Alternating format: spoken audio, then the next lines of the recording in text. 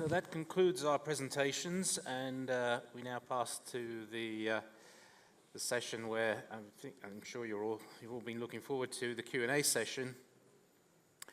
If I would like to invite the members of the audience to provide some questions and also comments on what's been said today, or more generally on ethics, ethical behavior, and the code of ethics. We would be most interested in hearing your views. We will have somebody go around with a microphone, and for those of you who are shy, you can also submit your questions through the World Congress application on your iPhones or iPads. So who would like to go first? We have a speaker up there. Could we have some more light on the audience, please? Great. Somebody? Sorry, ladies first. Hello.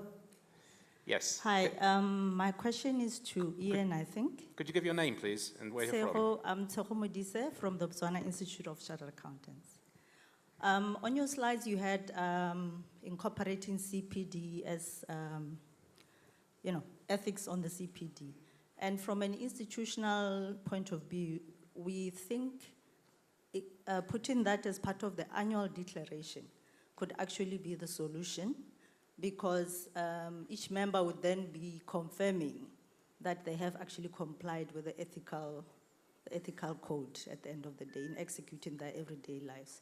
Do you think that is something that can actually take us forward in terms of the implementation? That's a very good question. I see Ian, who's very keen to respond. I was eager to respond. Is that okay? Yeah. It is very interesting, isn't it, that what we're trying to do is create devices to make people think about what they're doing, and particularly behavior. I mean, it's all very well to write rules, but what we're trying to do is influence behavior. My BP experience was that we did require a substantial amount of the leadership and all the way down to junior management to ensure that their part of the organization was compliant with codes of conduct, and that any breaches of it were reported. Now, I think that might be one way in which professional bodies could go forward. We then have to start thinking about, is it actually an ethical breach or is it a legal breach? And I know part of the debate that the board has had about the NoCLAR project has struggled. It's actually easier to define what's illegal than what's unethical. And I think for the profession as a whole, this debate is important.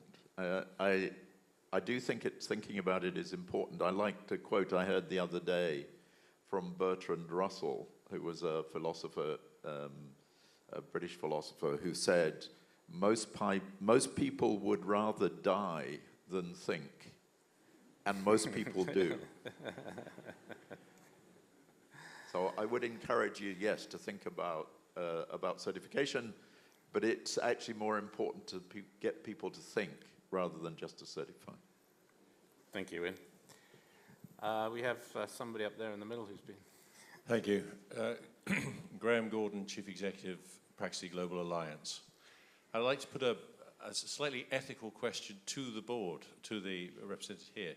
It's all very well having ethical standards and writing them all down, and I applaud you for doing so.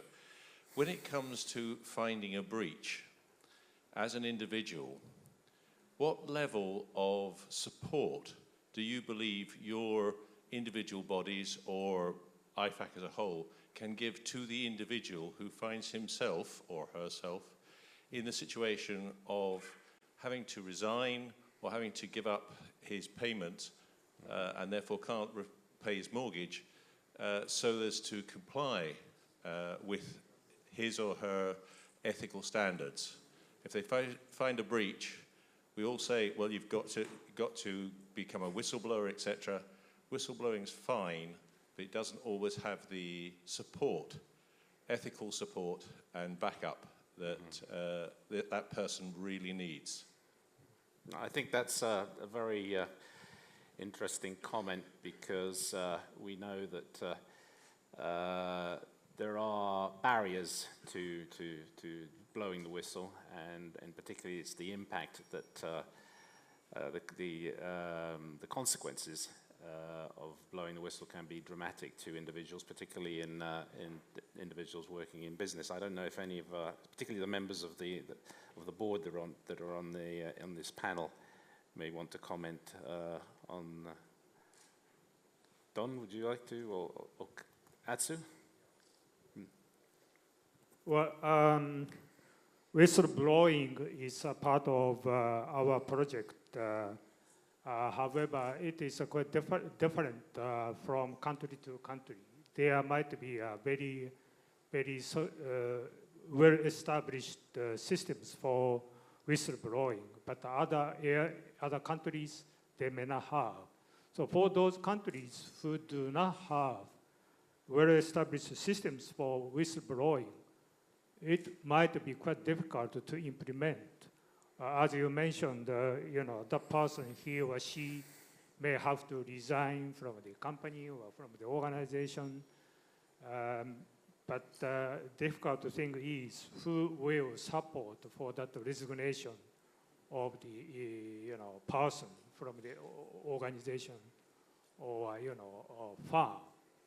But our rule would be made in order to accomplish public interest, so that rather than specifying who would be responsible for that event, I think as a professional accountant, we should have professional behavior, so that there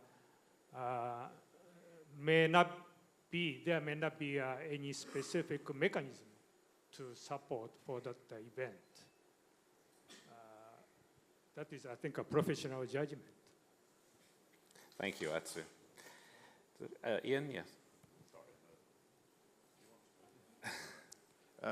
I think it's worth reflecting on this issue, and the task force working on this tried to improve the guidance, because I think if you look at the current Part C, it basically says if you come across something you don't like, resign. That doesn't, I paraphrase, but that's not very helpful. And actually in professional service firms, it's very easy to decline taking business that you don't like for moral, ethical, or whatever other reasons. You can just say, no, thank you, I don't want that.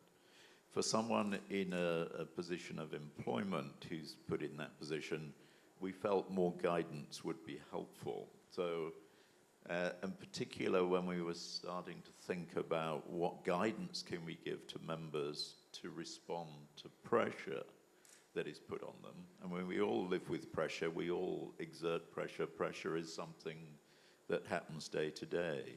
What we were trying to distinguish were circumstances where people were pressured to do things or take acts which would result in a breach of the fundamental principles. So what we've tried to do in the guidance is give a little, if you like, a pathway, things for people to think about. I wouldn't actually say they're quite safeguards, because that's a bit of language that I think we all struggle with. But at least things to think about. I mean, I think that's what we're trying to do here for our members, is provide them with guidance. We can't actually make decisions for them. Right. That's a good point, Ian. And I think one of the things, having been myself closely associated with the NOCLAR project, it's clear that the accounting profession, the ethics board, and the member bodies can only go so far. Governments lawmakers have to step up to the plate as well, and try and establish the environment and the safeguards that will encourage people to blow the whistle. I know that some research has already been done in the United States on the effects of the Dodd-Frank Act and Sarbanes-Oxley, which introduced a variety of mechanisms to encourage whistleblowing. And I know that the results of those surveys are not particularly encouraging because it does demonstrate that people who do blow the whistle continue to suffer economically and continue to be pursued in court. It is very, very difficult decision for a person to make, particularly individual employees in the United States, where, for example, they also lose medical insurance if they lose their job. So, thank you. Do we have any other questions? Yes, please. And then after, we'll come to you in the back. Oh, okay. Okay, you can go first, and then we'll pass the microphone. Okay, my name is Austin Isiri. I work for Standard Alliance Group in Nigeria. The issue of code of ethics have become very fundamental. But I have studied quite a lot of the codes. And one of the challenges that bothers my mind has been on the issues of protection. We talked about the issue of whistleblowing. And there are no protection for the man who handled the microphone or the whistle itself to blow. That, oh, there is an ethical issue here. Hey, guys, let's get these guys arrested, or let's do this. Tomorrow, these guys is off the hook. Are there protection for human life in this way? But we also hear the issue of wisdom. Why don't we apply wisdom? But if the gentleman who does in the process of implementing the codes, what happened to his life? Can it be a global reasoning to begin to entrench protection of human life and the B to implement codes of ethics?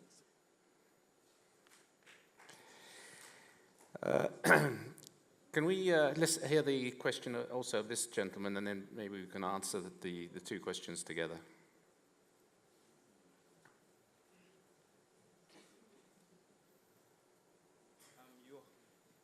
I'm Yohana Jugu from Nigeria. I want to suggest to IFAC, ethics is very important to our profession, to the accounting profession. And as Professor Anna has said in her presentation, we need to encourage tertiary institutions to embed ethics in the curricula, their university curricula, and also authors who are writing accounting books to at least include a chapter on ethics. That will really help, because we need to inculcate ethics in students who are future professional accountants. That is my suggestion. Thank you. That's a very good point. I think training is extremely important. And maybe Anna, would you like to make a comment about that? And then we'll come back to the comment made by the other gentleman. At the first, I would like to notice that nowadays the business is a little bit sick.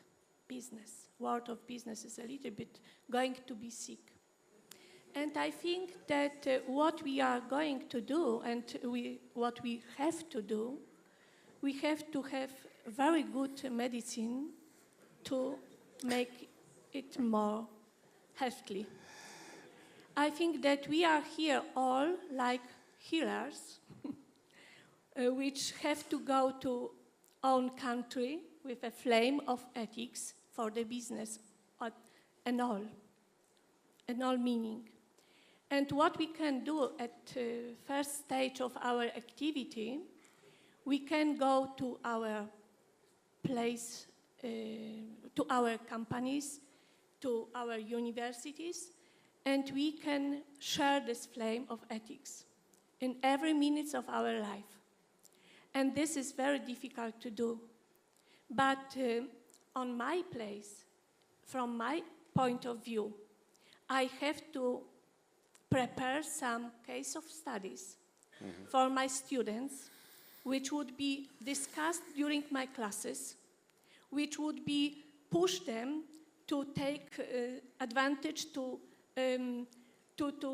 express own opinion about very difficult situation. And I think that only in the case when you, practitioner, would be interested in working together with professors, we can together do a lot for business and ethics for accounting. Why I'm stress here your role, practitioners? Because without your knowledge about such very difficult cases like ethics dilemmas, professor would be not able to prepare good case study. And this is the problem, how to do this. As you know, I am a chairman of Ethics Commission in my professional organization in Poland. We create bank of case studies, especially for ethics, for these educational purposes, goals. And I advised you to start in your professional organizations in such idea. Thank you. Thank you, Anne. Just going back to the comment, the question raised by the gentleman, the penultimate person, who picked up on the previous question, which related to whistleblowing and protection and so on. And I would like to ask Nick if he'd like to make some comments about the role of regulators in creating that environment that will protect people when they come forward, they step forward and blow the whistle, and hopefully encourage them to do so when it's necessary. Yeah. Well, thank you. Now I wear two hats. One of the body that oversees the standard setting processes, and the other one is especially from the Basel Committee side, banking regulation and alike. Two observations I would like to make. The first is being every professional accountant needs a leeway, so to speak. You addressed the situation of whistleblowing, and I refer to Ian, who said, "Well, let's think instead of anything else." Think first. Let's reiterate that. Yes. So my first observation would be for every professional accountant that you should start think about the dangers and the threats you see or perceive or anything else. And in doing that, especially, I heard it in the panel as well, have a dialogue about these threats with your colleagues, with your other professional accountants,